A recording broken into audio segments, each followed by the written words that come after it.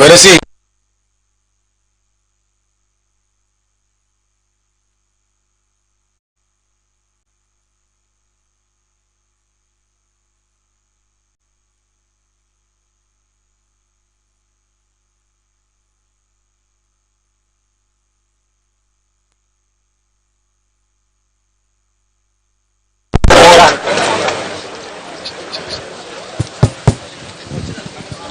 ఇట్లా పోతా వస్తూ ఉంటుంది కరెంటు.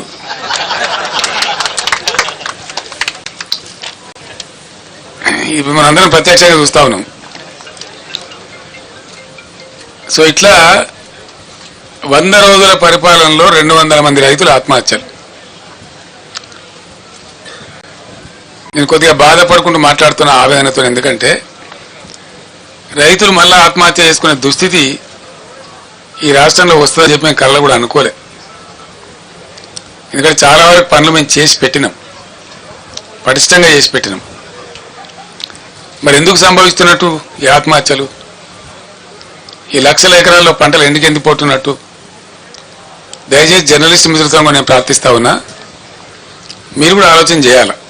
మీరు ప్రజల పక్షాన ప్రజల కోసం ఉండేవాళ్ళు కాబట్టి నేను మీకు కూడా అప్పీల్ చేస్తా ఉన్నా, ఈ పరిస్థితి ఎందుకు వచ్చినట్టు మీరు కూడా పరిశీలన చేసి రాయండి. ప్రజల పక్షాన్ని నిలబడండి, రైతుల పక్షాన్ని నిలబడండి. ఇది రాష్ట్రం యొక్క మేలును కాంక్షించి. రాజకీయాలు ఎప్పుడు ఉంటుంటాయండి, రాజకీయాలు పెద్ద ఇష్యూ కాదు. రాజకీయం ఎన్నికలు వస్తే గెలిచేటోడు ఓడతాడు, ఓడతాడు, ఎల్ల కాకపోతే పుల్ల కాకపోతే మళ్ళీ ఎవడోడు. అది సాధారణంగా జరిగే విషయం, రొటీన్. దానికి పెద్ద ఇంపార్టెన్స్ లేదు. కానీ ఈ సామాజికమైనటువంటి పరిస్థితి తెలంగాణలో అద్భుతంగా మారి ఉన్నత శిఖరాగ్రాలకు చేరుకొని దేశంలోనే నంబర్ 1 స్థాయికి ధాన్యం ఉత్పత్తిలో ఎదిగిన రాష్ట్రం అనతి కాలంలో, ఇంత స్వల్ప కాలంలో ఎందుకు ఈ బాధకు గురి కావాలి? దీనికి కారణం ఏంటి?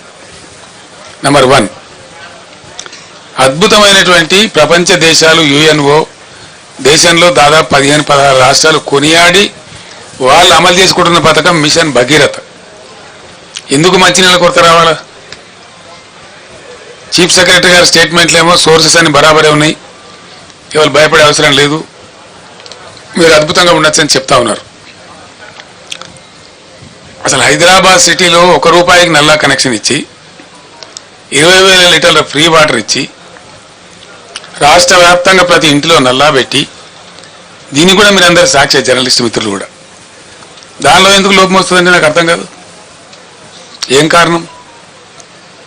మేము అసెంబ్లీలో ఛాలెంజ్ చేసినాం, నేను స్వయంగా యాజ్ ఎ చీఫ్ మినిస్టర్, ఈ టర్మ్ లోపల భగీరథ కంప్లీట్ చేయకపోతే వచ్చే ఎలక్షన్లో మా పార్టీ పోటీ కూడా చేయదు, మేము ఓట్లు కూడా అడగమని చెప్పి అంత ఛాలెంజ్గా చెప్పి తీసుకొని ఆ పథకాన్ని కంప్లీట్ చేసినాం. ఆ తర్వాత 5 ఏళ్ళు బ్రహ్మాండంగా నడిపినాం. బిందె పట్టుకొని ఆడబిడ్డ ఇక్కడ కనబడలే రోడ్డు మీద. పబ్లిక్ స్టాండ్ పోస్ట్స్ అన్ని మాయమైపోయినాయి రాష్ట్రంలో. ఏ టౌన్లో కానీ ఎక్కడ కానీ మంచినీటి ట్యాంకర్ మనకు కనబడలే గత 5 సంవత్సరాలు. మరి ఇప్పుడు ఎందుకు బిందెలు ప్రత్యక్షమవుతున్నాయి? ఎందుకు మళ్ళీ నీటి మూతలు స్టార్ట్ అయినాయి? ఎందుకు నీళ్ళ ట్యాంకర్లు విచ్చలవిడిగా వ్యాపారం చేస్తున్నాయి? హైదరాబాద్ సిటీలో కూడా ట్యాంకర్లు పెట్టాల్సిన దుస్థితి ఎందుకు దాపరిస్తూ ఉంది? ఇవి ఆలోచించాల్సిన విషయాలు. ఇంకో విషయం ఏంటంటే కరెంటు.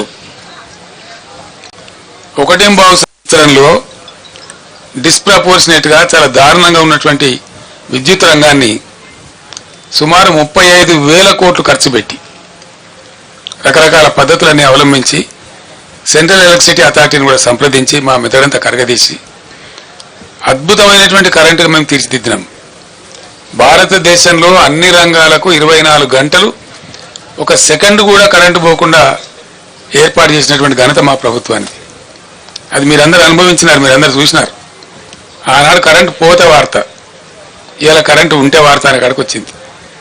ఇది ఎందుకు వస్తుందండి నాకు అర్థం కాదు. ఒక సెటిల్డ్ సిస్టమ్. విద్యుత్ అనేది చిన్న విషయం కాదు కదా, నోటి మాటలు కాదు కదా, కట్టుకథలు పిట్టకథలు కాదు కదా. ఒక అద్భుతమైన వ్యవస్థ. దాన్ని తీర్చిదిద్ది 7.5-8 ఏళ్ళు అద్భుతంగా మేము మొత్తం ప్రజలకు సరఫరా చేసినాం. కమర్షియల్ కావచ్చు, డొమెస్టిక్ కావచ్చు, అగ్రికల్చర్ కావచ్చు, ఇండస్ట్రీ కావచ్చు, ఐటీ కావచ్చు, ఇంకా మరి ఇతర రంగమైన కావచ్చు, అందరికి కూడా ప్రజలందరికీ కూడా 24/7 పవర్ అద్భుతంగా సప్లై చేసిన ఒకే ఒక్క రాష్ట్రం భారతదేశంలో తెలంగాణ, అగ్రగామి రాష్ట్రం. మరి ఆ రాష్ట్రానికి ఏం చెదలు పట్టింది? అలా 100 రోజులలో ఇంత అస్తవ్యస్తమైంది. దీని ఉన్న తమాషా ఏంది? కొత్తగా నడిపించేది ఏం లేదు, కొత్తగా మొదలు మోసేది లేదు, కట్టెలు కొట్టేది లేదు, కొత్తగా పెద్ద గడపడలు పట్టి తవ్వేది లేదు. ఉన్న వ్యవస్థ ఉన్నట్టు జరిగించలేని అసమర్థత ఏంది, అశక్తత ఏంది? కట్టిన ఇల్లు పెట్టిపోయి కదా, దాన్ని నడిపించే తెలివి కూడా లేకపోతే ఎట్లా? అంటే మనకు స్పష్టంగా దీన్ని బట్టి అర్థమవుతున్నది ఏంటంటే, ఇప్పుడున్నటువంటి రాష్ట్రాన్ని పరిపాలిస్తున్నటువంటి పార్టీ ప్రభుత్వం యొక్క అసమర్థత, అవివేకం, తెలివి తక్కువతనం, అవగాహన రాహిత్యం, దేన్ని ఎట్లా వాడాలనో తెలియనటువంటి ఒక అర్భకత్వం మనకు స్పష్టంగా కనపడతా ఉంది. ఉన్న కరెంటును వాడుకోవడం తెలివి లేదు, ఉన్న మిషన్ భగీరథ వాడుకునే తెలివి లేదు.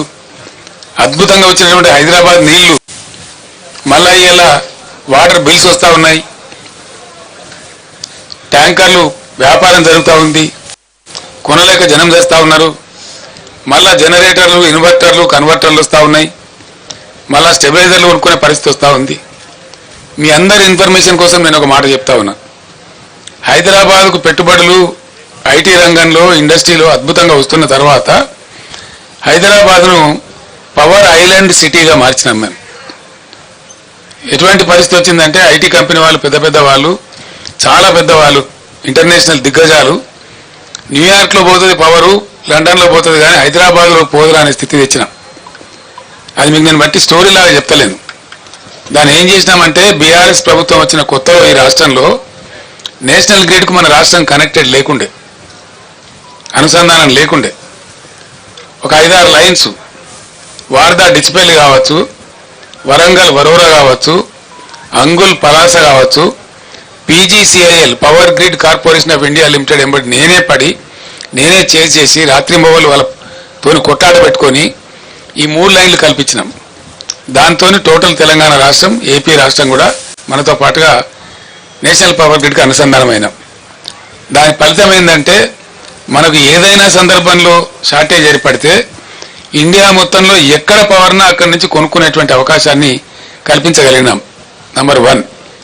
నంబర్ 2, 7,600 మెగావాట్లుగా ఉన్నటువంటి ఇన్స్టాల్డ్ కెపాసిటీని దాదాపు 18,000 మెగావాట్లకు తీసుకుని పోయినాం. In addition to that 1,600 రామగుండంలో, 4,000 Yadadri thermal స్టేషన్లో, అంటే 5,600 మెగావాట్ల పవరు ఇంకా అడిషనల్గా వచ్చేటువంటి సదుపాయాన్ని కూడా కల్పించినాం. మొన్ననే ఎన్టీపీసీ 1,600 మెగావాట్లు ప్రధానమంత్రి స్వయంగా వచ్చి డెడికేట్ చేసినాడు. నేను వాళ్ళు ఎంబడబడి తరిమి దాన్ని చేయించిన ఆ రోజు 10 సార్లు నేనే రామగుండం వెళ్ళి మీకు ఏం కావాలో, రాష్ట్ర ప్రభుత్వం నుంచి ఏం సహకారం కావాలని చెప్పి అడిగి పర్సూ చేసి దాన్ని కంప్లీట్ చేయించినాం. అఫ్ కోర్స్ మా